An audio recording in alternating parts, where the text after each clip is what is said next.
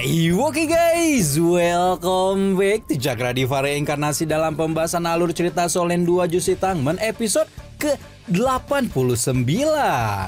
Seperti biasa kita review dulu pembahasan alur cerita episode sebelumnya, di mana pertandingan antara Sekte Tang melawan Sekte Roh Kudus akhirnya dimulai, dan sesuai rencana BB akan maju sebagai petarung pertama karena kapten tim Sekte Tang itu berkata memiliki cara untuk menyadarkan Tangya. Sebagai tim pengawas akademis, BB tidak memberikan belas kasihan sama sekali pada Master Roh jahat layaknya Sekte Roh Kudus dan langsung membabat habis dua perwakilan awal sebelum akhirnya bertemu dengan Neng kesayangan yang begitu dia rindukan.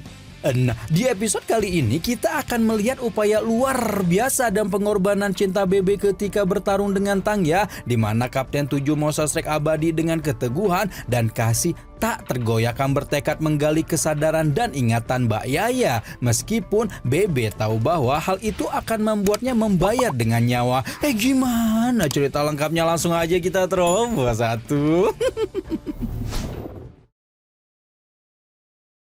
Segera setelah Jeng Jan mengumumkan bahwa pertandingan dimulai, baik BB maupun Tangya mulai mengeluarkan teknik mereka masing-masing, dan Yuho dan kawan-kawan mengenali jaring ular Shalu Mbak Yaya sebagai teknik yang dia peroleh dari Mandala berusia 1000 tahun ketika pertama kali mereka bertemu. Di sisi lain, BB justru tampak tidak bergeming ketika melihat Tangya mulai mengeluarkan tekniknya, di mana kapten tim Sekte Tang itu justru bertarung dengan sangat santai dan tidak mengeluarkan seluruh kekuatannya, seolah memperlakukan pertarungan ini seperti sesi latihan yang dulu sering dia jalani bersama Tangya.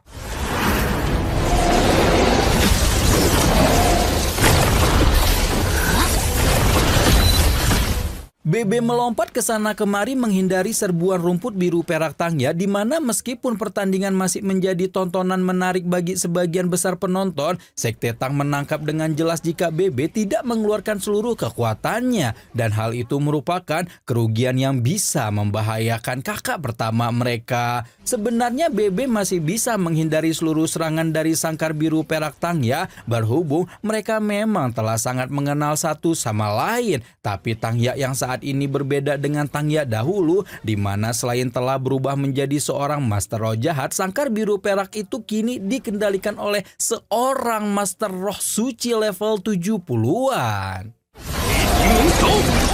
Untungnya BB sama sekali tidak digeprek dengan mudah oleh Tangya, dan bahkan kepala naga gunturnya dapat mencabut akar rumput biru perak sang gadis suci Sekte Roh Kudus yang telah berevolusi. Meski demikian, Tangya saat ini memang bukanlah ahli ecek-ecek, di mana dia sama sekali tidak merasa khawatir melihat rumput biru perak kegelapannya dihancurkan, malah melepaskan tubuh asli roh pelindung rumput biru perak sebelum kemudian menghancurkan kepala naga guntur BB dengan satu jentikan jarinya. Tangya tidak berhenti sama sekali setelah menghancurkan kepala naga guntur BB dan terus melancarkan serangan pada kapten tim Sekte Tang itu dengan alam labirin pencekik. BB menggepalkan tangannya dan menjebuk ke arah Tangya dengan kecepatan penuh ketika mendapatkan peringatan dari Yuho bahwa Tangya yang diserbu hanyalah sebuah ilusi. Namun sebenar-benarnya BB telah mengetahui hal itu dan tetap menyerang karena tujuan pemilik roh pelindung naga emas itu adalah mendekati Tangya. Ketika berada di jarak yang dekat dengan Tangya, BB dapat mengingat bayangan senyum lugu dan tulus yang dahulu selalu gadis itu tunjukkan, dan hal itu membuatnya semakin berambisi untuk membangunkan ayang embebnya apapun yang terjadi. Ketika tubuh asli Tangya muncul dengan pedang rumput biru perak di tangannya, BB mencekal tangannya sebelum memunculkan bayangan naga cahaya yang siap meludahkan bola guntur. Namun gestur menyerang itu tidak bertahan lama karena BB segera menonaktifkan seluruh tekniknya yang membuat anggota Sekte Tang lain auto ketar-ketir. Awalnya kekhawatiran itu sedikit sirna setelah Tangya juga melakukan hal yang sama. Tapi tiba-tiba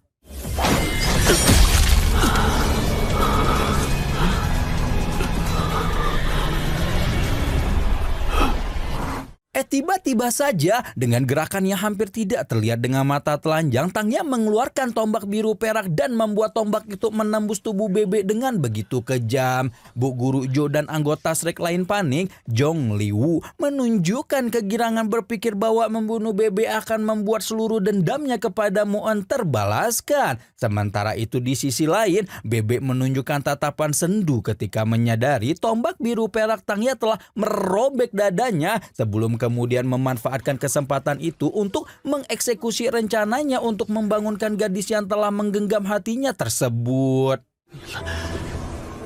Bebe seolah bisa melihat Tangya yang dililit oleh rumput biru perak kegelapan, dan hal itu mau tidak mau membuat kapten tim Sekte Tang itu tanpa ragu sama sekali mengambil langkah mendekat. Meskipun hal itu akan membuat tombak biru perak Tangya merobek tubuhnya semakin dalam. Semakin jauh langkah yang diambil Bebe, maka semakin lebar juga luka yang disebabkan oleh tombak biru perak di tubuhnya. Meskipun Bebe tahu bahwa setiap usaha yang dia lakukan akan membawa maut sejengkal lebih dekat, namun ketua 7 monster Shrek itu sama sekali tidak peduli karena sekarang Tangya ada di depannya dan dia tidak tahu lagi kapan bisa mendapat kesempatan untuk merengkuh gadis itu ke dalam pelukannya seperti ini. Tepat ketika lengan tegap dan hangat Bebe yang berlumur darah memeluknya, Tangya langsung menarik tombak biru perak seperti ada sesuatu yang tengah menggetarkan jiwanya. Sementara itu di sisi lain, Bebe dengan sisa-sisa kesadarannya mulai memberikan siraman rohani dan memperkenalkan dirinya sebelum kemudian mengingatkan Tangya betapa banyak orang yang telah menunggu gadis itu untuk kembali. Ketika mendengar nama Bebe, bibir indah Tangya tanpa sadar mengucapkan nama yang sama, seolah nama itu telah terpantri dalam otak dan hatinya. Mendengar Tangya mengucapkan namanya, sebuah kelegaan dan kebahagiaan luar biasa menyerbu hati Bebe. Sebelum kemudian kelegaan itu diambil alih oleh kegelapan ketika sang kapten hampir kehilangan kesadarannya. Ketika tubuh Bebe terhuyun dengan lemah, anggota Sekte Tang lain langsung merangsek masuk ke dalam arena dan Haiseto segera mencecoki kaptennya itu permen kebangkitan yang berasal dari teknik roh ke-6 miliknya. Yoho menyatakan bahwa Bebe telah menyerah dalam pertandingan ini sebelum Om Jangjan marah-marah dan Xiao Xiao membantu Haiseto memberikan pertolongan pertama yang untungnya benar-benar bekerja dengan baik sehingga pendarahan fatal di tubuh Bebe dapat dihentikan. Nah, baru saja keadaan menjadi sedikit tenang,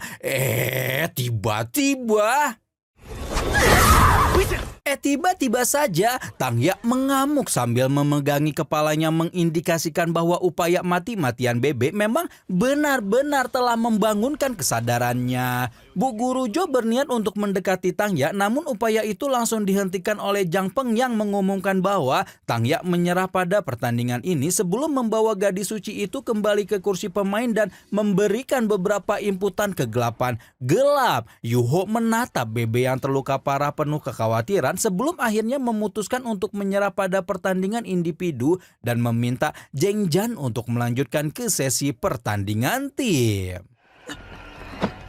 Tidak hanya Tangya yang dibawa beristirahat, Sekte Tang juga langsung membawa Bebe yang langsung terkulai lemas di atas kursi ketika Bu Guru Jo memeriksanya. Untungnya, menurut Joey, nyawa Bebe tidak terancam karena Tangya belum sempat melepaskan kekuatan dahsyat dari tombak biru perak. Menurut Joey juga Sekte Roh Kudus melepaskan serangan yang begitu kejam kepada Bebe adalah untuk mencegah lahirnya Master Roh Naga Cahaya selanjutnya. Karena Muon di masa jayanya telah menghabisi begitu banyak Master Roh jahat. Meskipun saat ini Bebe terluka parah, namun Yuho berpikir bahwa usahanya tidak sia-sia karena sebagian ingatan Tangya seharusnya telah dibangkitkan. Mendengar analisa Yuho, Jiang Nanan langsung bersemangat untuk benar-benar menyelamatkan Tangya, namun segera ditenangkan oleh Yuho karena mereka tidak tahu ada berapa banyak rombongan Sekte Roh Kudus yang berkeliaran di Kekaisaran Ryu. Meskipun begitu di dalam hatinya, Yuho juga menahan kemarahan yang hampir meledak dan berjanji bahwa dia pasti akan menghancurkan Sekte Roh Kudus sampai ke akar-akarnya suatu saat nanti. Sementara Sekte Tang bergibah, Zhengzhan telah naik ke atas arena dan mengumumkan bahwa pertandingan tim akan segera dimulai. Setelah Zhengzhan mengumumkan pertandingan tim, Zhang Peng langsung mengutus jenius muda sektenya yang bernama Yan Feng untuk masuk dan memimpin 3 orang lain ke dalam arena pertandingan sehingga Sekte Roh Kudus hanya akan diwakili oleh 4 orang saja.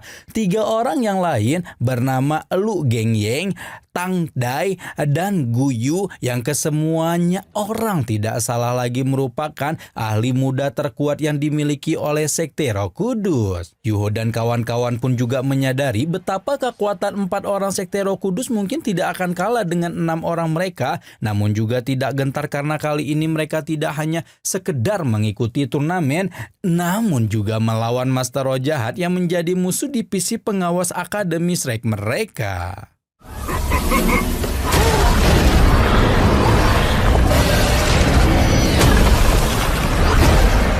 Segera setelah memasuki arena pertandingan, perwakilan Sekte Roh Kudus langsung menunjukkan kekuatan mereka masing-masing yang membuat semua orang auto tercengang. Lu Gengying mengeluarkan 6 cincin roh sebelum kemudian berubah menjadi monster yang sangat menakutkan sebagai wujud roh pelindung kebencian miliknya.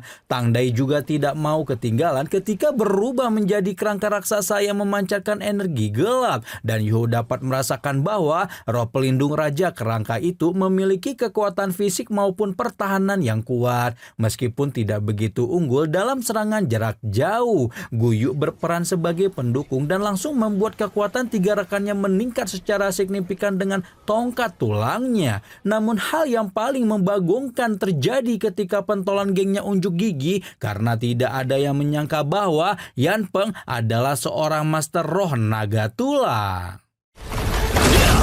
Bagaimana semua orang tidak terkejut, perlu diingat bahwa Master Roh Naga Tulang dahulu pernah menjadi eksistensi yang sangat disegani karena sosok kakek tulang alias Gurong yang mengorbankan dirinya bersama dengan Chen Xin untuk menyelamatkan benua dulu di zamannya Tang San.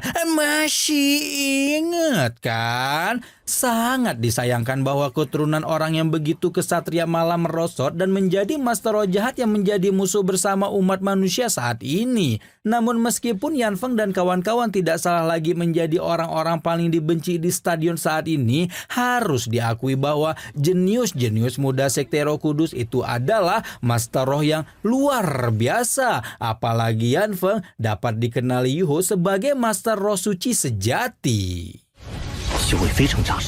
Sejujurnya Sekte Tang merasa bersyukur karena Tangya tidak ikut dalam pertandingan tim, karena apabila ayangnya Bebe itu ikut maka Sekte Roh Kudus tidak salah lagi memang merupakan tim paling menakutkan yang ada di turnamen kali ini. Seolah tidak sabar flexing kekuatan mereka masing-masing, begitu Zhengzhan mengumumkan bahwa pertandingan dimulai, rombongan Sekte Roh Kudus langsung menyerbu ke arah geng Tang San dan geng Tang San lagi Sekte Tang dengan aura gelap yang sangat menakutkan. Namun Sekte Tang juga tidak menunjukkan tanda-tanda gentar sama sekali, dan Haiseto sebagai master pembimbing roh langsung mengeluarkan alat pembimbing roh tingkat tinggi miliknya hingga membuat semua orang langsung menaruh harap tidak terkecuali Zhengzhan. Tapi ternyata plot twist banget ketika tiba-tiba saja Haiseto malah berbalik dan membuat seluruh meriam jiwanya mengarah kepada Susansi hingga semua orang di stadion dibuat bengong bego, tidak terkecuali Lu Gengying dan Tang Dai. Namun semua itu adalah strategi yang disusun oleh Yuho karena mungkin banyak orang lupa bahwa Susansi memiliki keterampilan tukar posisi yang membuat satu-satunya Master Roh pendukung di tim lawan alias Gu Yu akhirnya berpindah ke tempat tengah-tengah rombongan Sekte Tang. Gu Yu langsung dikeroyok tanpa ampun namun tidak menunjukkan kepanikan karena pemilik tongkat tulang itu memiliki teknik roh ketiadaan yang membuatnya berubah menjadi jiwa hampa. Namun sayangnya Gu Yu lupa bahwa Yuho adalah seorang master roh spiritual yang Sudah hari-harinya bermain dengan jiwa seseorang, Yuho dengan mudah mampu mengacaukan teknik roh Guyu, membuat Yan Feng akhirnya memerintahkan temannya yang lain untuk menyelamatkan pemuda itu dan fokus untuk menghabisi Susansi. Namun Susansi juga bukanlah ahli yang mudah untuk ditindas orang lain, dan ketika pemilik kura-kura mistik itu menahan pergerakan Lu Genggeng dan Tang Dai dengan alam Suan Wu, Wang Dong'er sudah menghabisi Guyu dengan roh pelindung kupu-kupu cahaya miliknya.